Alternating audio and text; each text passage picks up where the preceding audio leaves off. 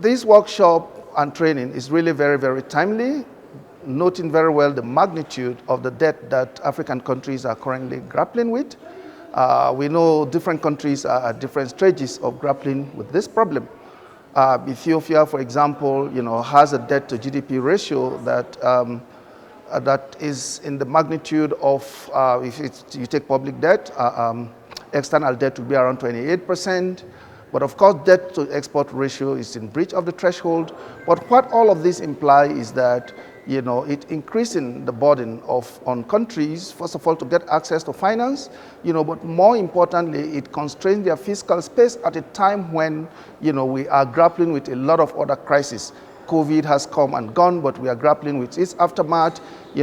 Climate change is pushing on the one hand, but we also have various crises, including Russia-Ukraine, which has actually unleashed a wave of inflation across the continent, with pressure on local currencies. And of course, that is really constraining government budgets, but also bringing expenditure pressures on government.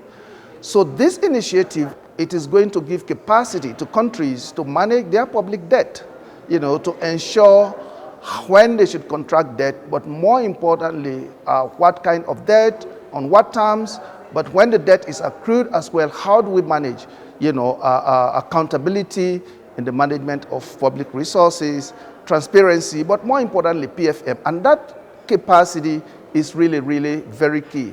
The technical capacity that crunches the numbers around public financial management itself, around debt management, but in bringing transparency and accountability in the use of public resources. So this is just a start.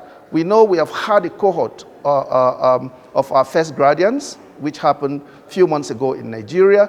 These have got back. They are imparting knowledge already, in their countries. But more importantly, they are also providing critical policy advice that is needed, by policymakers to make sure that we adopt the right policies, right policies that will accelerate the transformation of African countries, with regards to industrialization, agro-industrialization, job creation, value addition, which will actually create impetus and give countries the capacity to boost exports, which in the first place is the main reason for some of these debt issues.